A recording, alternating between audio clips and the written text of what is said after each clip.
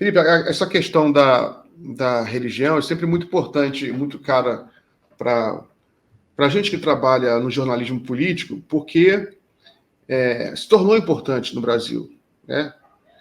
Não sei até que ponto era mais importante, era tão importante antes. Eu sei que já a partir de alguns anos se tornou muito importante. Você viu, o Bolsonaro, ele ganhou as eleições de 2018, manteve uma base forte ainda durante seu governo, porque ele tinha uma base evangélica forte. Em 2022, ele teve muito voto ainda, e todas as pesquisas indicavam que uma boa parte vinha dos evangélicos, né?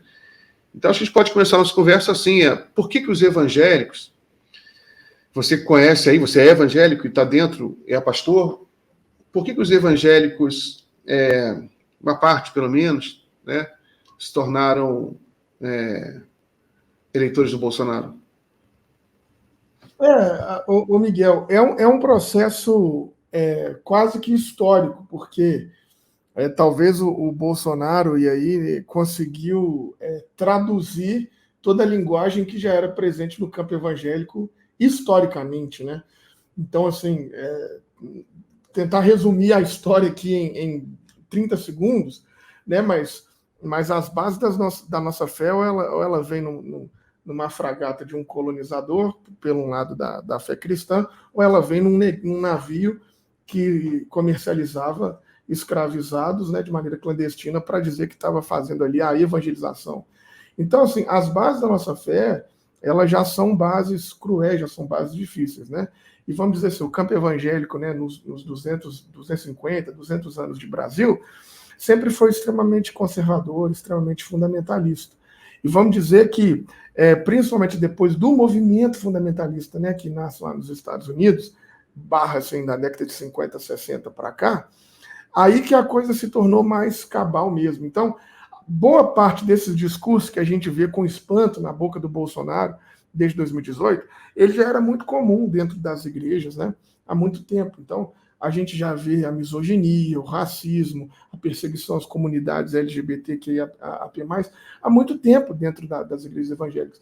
Eu gosto de brincar assim que o Bolsonaro ele institucionalizou essa perversidade, essa perversão que já estava ali há bastante tempo. E o projeto de poder também dos evangélicos já é antigo, né? Você vê que na nossa própria Constituição, no apagar das luzes, houve um movimento ali de vários, né, do grupo cristão para colocar Deus na Constituição.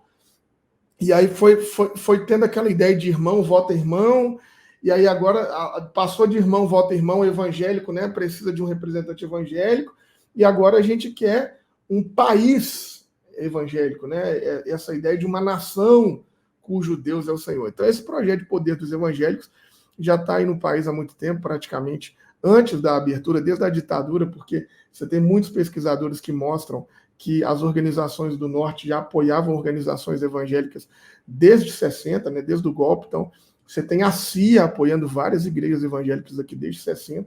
Então, esse projeto de poder alinhado, né, com aí o Norte global já é antigo, já não era novidade.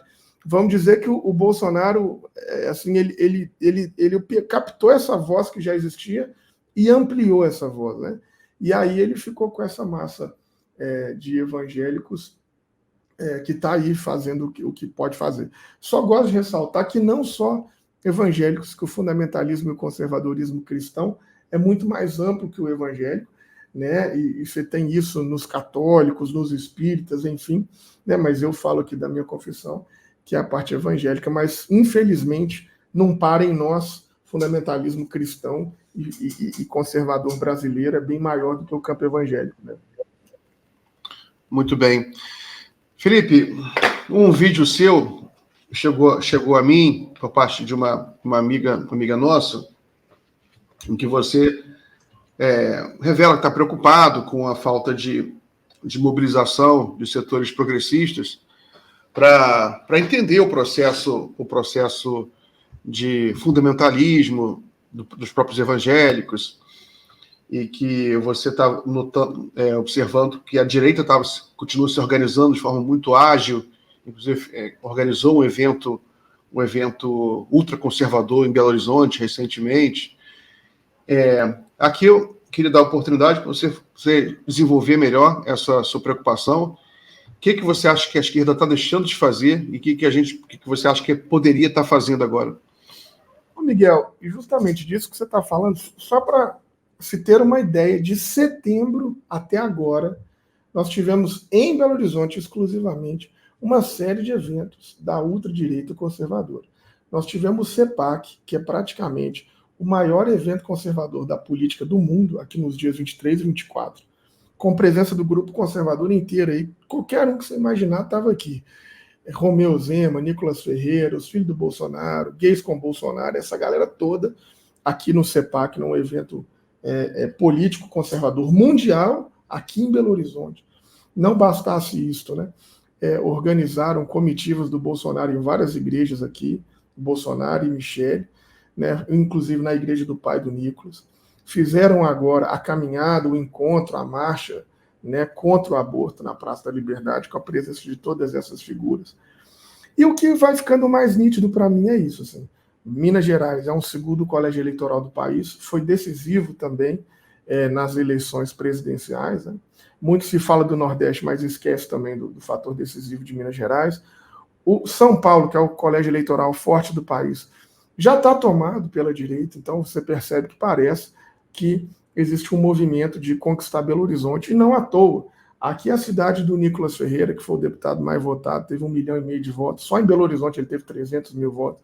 Aqui você tem André Valadão e companhia, que é um pastor, né, que trabalha com essa lógica aí do fundamentalismo e da perseguição à comunidade LGBT de maneira muito forte. Então, assim, eles já estão em ritmo de campanha, aliás, nunca deixaram de estar em ritmo de campanha presidencial, nunca deixaram de estar em ritmo de campanha, e parece que Belo Horizonte se tornou alvo. A questão toda, o Miguel, que às vezes causa, né, um pouco de dificuldade para a gente, é que nós do campo evangélico, por mais que a gente tenha conexões, que a gente tenha amigos, que a gente tenha movimentos no Brasil inteiro, foi muito difícil fazer a campanha para o governo democrático que ganhou. Praticamente nós evangélicos tínhamos que implorar para fazer campanha para Lula. Né? Por quê? Porque não quer participar, porque não quer aparecer, porque diz que não pode envolver com religião, porque religião e política não se misturam. Né? Então, assim, a gente tinha que quase que fazer um favor, uma gentileza de estar nas ruas fazendo campanha. E foi assim em 18, foi assim em 22. A gente conversa com todos os nossos amigos que estão no governo, com os ministros, com as pessoas que têm mandato. Eu já não sei quantas reuniões participei, já não sei de quantas vezes nós sentamos para conversar. E é sempre assim, não, nós temos que fazer, não, nós temos que conversar e tal. E nunca faz e nunca age. Então, nós estamos diante de uma disputa, de um campo, que é quase indisputável. Né? Nós temos aqui 200 anos de fundamentalismo e de conservadorismo, castrando as consciências, a liberdade, a autonomia das pessoas. E aí, nós estamos tentando fazer alguma coisa, mas é sempre assim, é sempre uma política eleitoreira só. Né? Quando vai faltar ali 90 dias para as eleições, o candidato tudo aproxima da gente, quer conversar com a gente, quer conversar com o campo evangélico, pensando em voto. Mas uma política estruturada que se dialogue com os evangélicos a médio e longo prazo nunca é pensado. E eu acho que talvez parte do Brasil hoje esqueceu, ou não percebeu ainda, ou não teve coragem de ler o censo, né, para perceber que aquela expressão voltar às bases no Brasil de 2023 significa conversar com o público evangélico. Qualquer quebrada, qualquer ocupação que você vá, qualquer periferia, assim, né? E nem são dados meus, é dado do censo. 40% é o público evangélico, quer dizer, é um público gigantesco. E que existe a chance, né, de 2030 ser mais da metade da população. E aí o governo que se diz democrático ainda não atentou para isso, não quer dialogar, os movimentos sociais vê o campo evangélico com muito preconceito, os amigos e amigas que estão nos mandatos não enxergam o campo evangélico como um campo de atuação, e aí fica impossível você fazer qualquer tipo de trabalho político, né, sem articulação, sem recurso. Então nós estamos sendo assim, vergastados pela ultradireita. Esses eventos todos que eu falei com você, de Bolsonaro e da ultradireita aqui em Belo Horizonte, né, só nesse último mês, todos os discursos foram discursos teológicos. Não teve discurso político, não teve discurso ideológico. né? Foi discurso usando versículo bíblico, foi discurso usando as narrativas bíblicas de Deus, o diabo. Quer dizer, a ultradireita, ela está fazendo um diálogo direto, parece que ela fala direto para dentro da igreja. Mas a esquerda não pode falar, a esquerda não quer participar, inclusive a esquerda nos alija, né? Em vários movimentos sociais, quando eu chego, que eu digo que eu sou pastor evangélico, eu tenho que gastar quase 10, 15 minutos para ganhar o olhar das pessoas, porque parece que você ter fé, você ser de religião, você é intelectualmente reduzido, né? Então, quer dizer, existe um preconceito no nosso campo absurdo com as pessoas de fé, sem entender, inclusive que eu acho que é um preconceito de não entender a base do nosso país, né? É um preconceito quase que classista, assim, do campo religioso. Então, os próprios movimentos, os próprios atores, os agentes da esquerda não gostam de gente de religião, e os atores que estão no poder não dão espaço para esse campo da religião. Isso é muito importante. Você tem pesquisadores e pesquisadoras, né, de muita capacidade no Brasil, como a Ana Carolina Evangelista, como a Cristina Vidal, né? Você tem institutos de máximo respeito no país, como o ISER, que faz a pesquisa do campo da religião e está mostrando por dados, por números, como discutir o Brasil, né? Para discutir o Brasil é necessário discutir religião, mas a esquerda, né, ou vou nem falar a esquerda, talvez o campo democrático, não pensa por esse viés, não discute por esse viés. O campo democrático não quer saber desse tipo de discussão, o que me deixa entristecido, porque até o terceiro setor já entendeu isso. Existem muitos atores do terceiro setor que estão investindo em campos evangélicos, mas o campo democrático, o campo da esquerda, né, quem está no governo não entendeu. Então, eu vou observando isso com muita preocupação, vendo que, mais uma vez, nós vamos sofrer uma enxurrada de ataques, de pânico moral, das pautas morais, e a gente vai ficar assim, refém desse campo conservador para discutir qualquer coisa no país. Vai ser impossível você discutir qualquer assunto no Congresso Nacional sem passar pelo viés da moral cristã. Isso é terrível. Então, assim, enquanto a gente ainda fica brigando, não, o Estado tem que ser laico, a laicidade está sendo assim, totalmente corroída, né, de dentro para fora, porque essas institucionalidades estão sendo engolidas pela outra direita com o nome de evangélico, com o nome de cristão. Basta observar a guerra que foi as eleições agora do Conselho Tutelar, né? As igrejas evangélicas colocando ônibus na porta para os seus membros irem votar. Foi uma mobilização das igrejas absurdas e nós realmente tomamos um banho de lavada nas eleições do Conselho Tutelar Brasil afora, né? Então, assim, os números estão aí, as evidências são cabais, eu já não sei mais o que falta para a gente começar a pensar o campo religioso no Brasil, sabe, Miguel? É muito importante suas observações.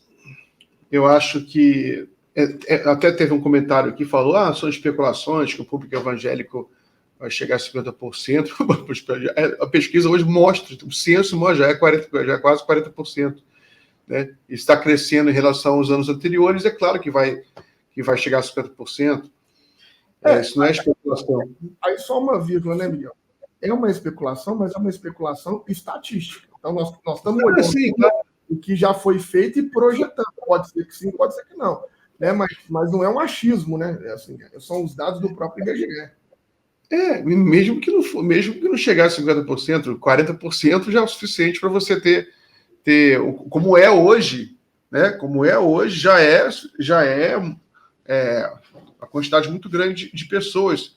Mas o que eu queria comentar é que a cultura social da comunidade evangélica, dessa grande comunidade evangélica no Brasil, a cultura social, poderíamos até dizer a cultura política, ela tem uma diferença em relação à cultura católica, que é uma capacidade maior de organização.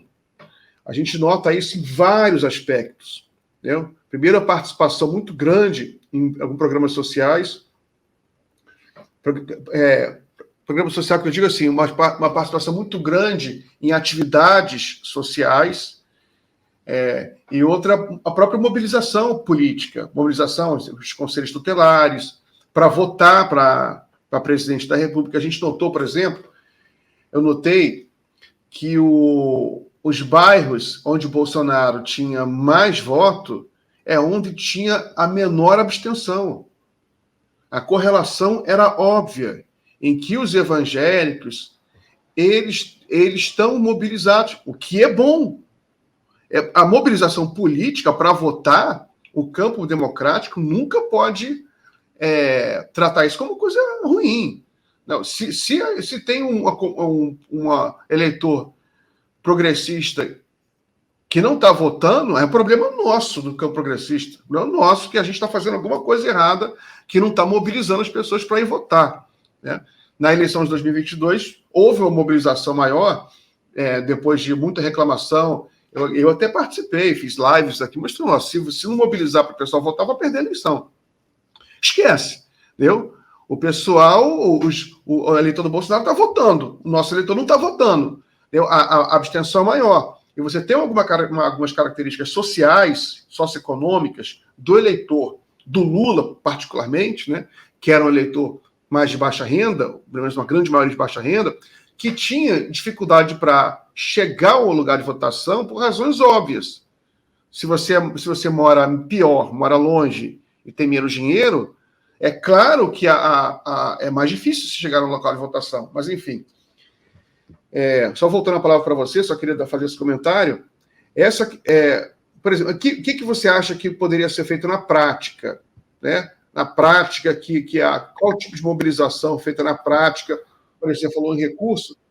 Eu até conversando com a nossa amiga, eu me identifico muito com o Felipe, porque em 2015, 2014, 2015, que eu já estava farejando no ar que vinha merda por aí, pesada. Né? A gente, como jornalista, trabalhando muito em rede social, a gente observa a movimentação em rede social, está muito conservador, muito reacionário, eles estão se organizando muito.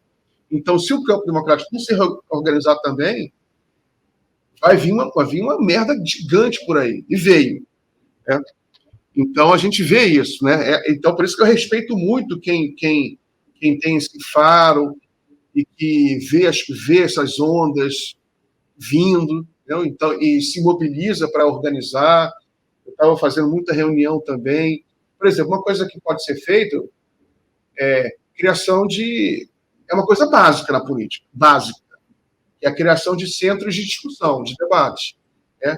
Que aí você joga recurso, você mobiliza, você faz um encontro em que as pessoas se encontram, né? Política é isso, por isso precisa de recurso. O que você acha? Ô, Miguel, precisa de recurso, precisa de vontade também, né? Mas antes eu só queria fazer um parênteses.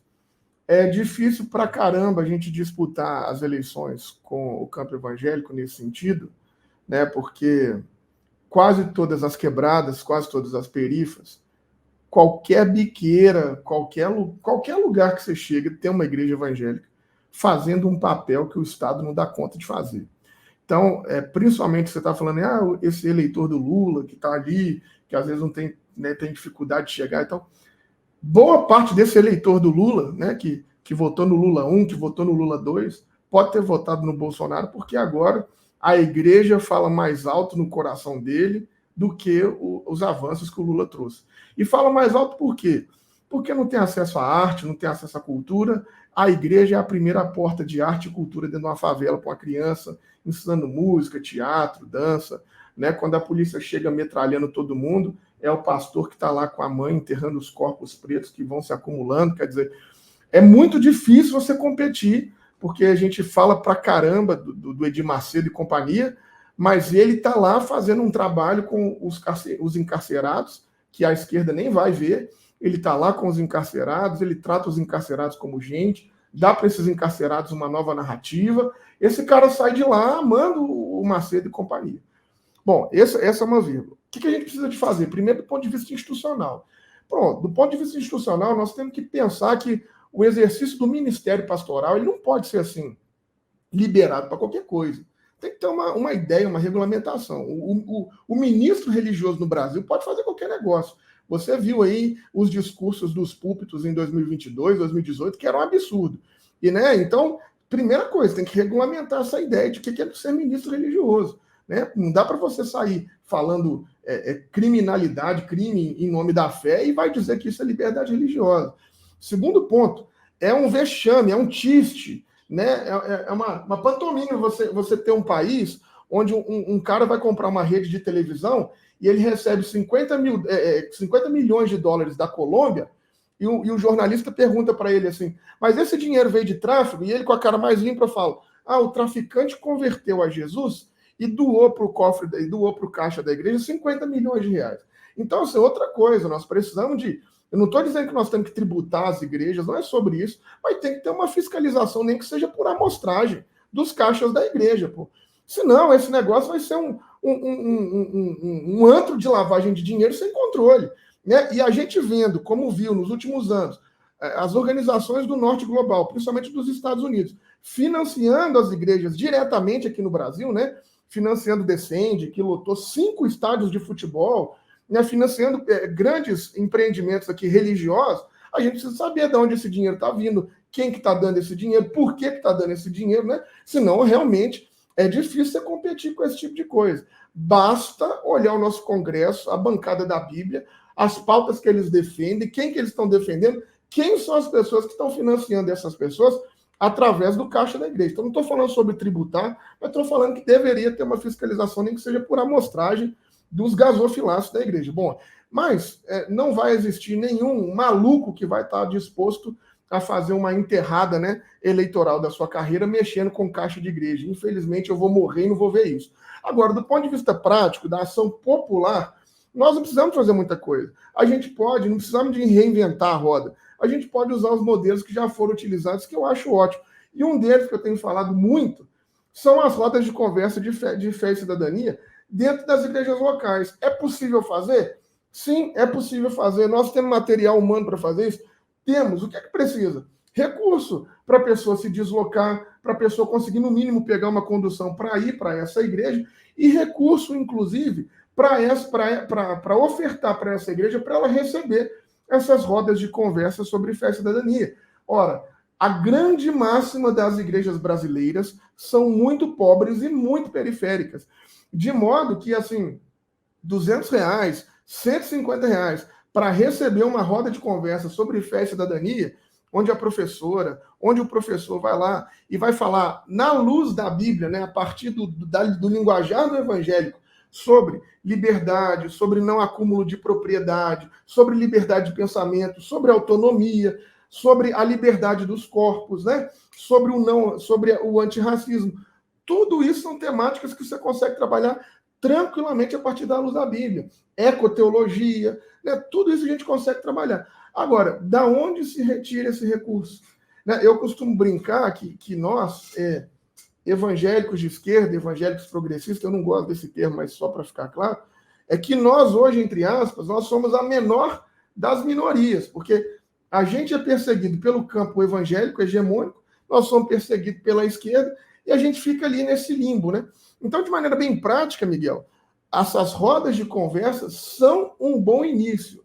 Para dar resultado eleitoral? Não vão dar. É um bom início para quê? Para 10, 15 anos. Né? Agora, tem gente disposta a entender isso como uma política pública, talvez? É possível fazer isso como política pública? Super possível, trabalhando isso talvez numa lógica interreligiosa, trabalhando isso talvez numa lógica, né, da diversidade religiosa, é super possível. É possível, de repente, estabelecer um plano nacional do diálogo da diversidade, incluir, né, a fé nessa perspectiva? É super possível. Agora, tem vontade política para fazer? Né? Assim, além de ter vontade política, tem disposição de alocação de recursos para isso? Eu, infelizmente, até esse presente momento, acredito que não. E olha que eu já fiz assim, N conversas, né, com quem que você imaginar assim, dentro do nosso Brasil pautando isso, mas, como eu já estou sendo até redundante, é quase sempre aquele tapinha nas costas, não, beleza, nós vamos fazer, não, beleza, nós vamos... E nunca a resposta sai, né?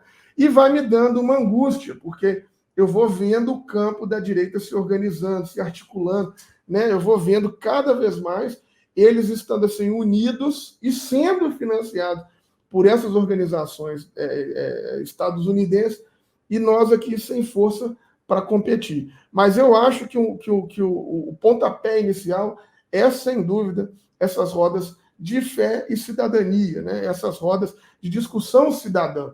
Coisas básicas. Ah, vocês querem ir lá votar no conselheiro tutelar? Beleza. O que é o conselheiro tutelar? Qual que é o papel do conselheiro tutelar? Porque quando você vai falando sobre isso, aí você vai dizendo para eles o que é a proteção da criança, aí você vai dizendo para eles que as crianças no Brasil que sofrem violência sexual sofrem porque a elas não foi ensinada, né, uma educação sexual.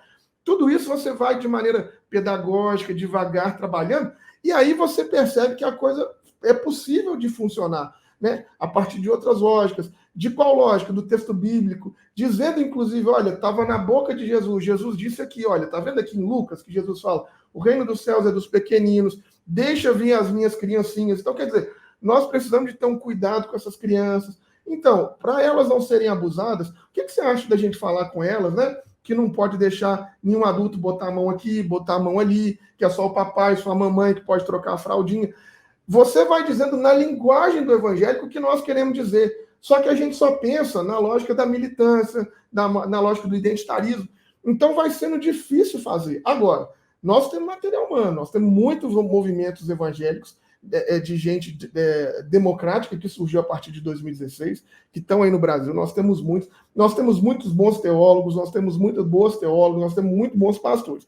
O que nós não temos? Espaço, articulação e recurso. Infelizmente, isso nós não temos, né? Assim, com exceção da Marina Silva, que já era uma atriz assim, do campo político há bastante tempo, nós não temos um religioso, assim, né? Um evangélico, por exemplo, compondo esse quadro de governo, só para se ter uma noção disso que eu estou dizendo, né? E a própria coitada da Marina luta para se manter ali com muita dificuldade no Ministério do Meio Ambiente, né? Mas, enfim, esses são os passos iniciais, Miguel, que eu acho que a gente poderia começar, né?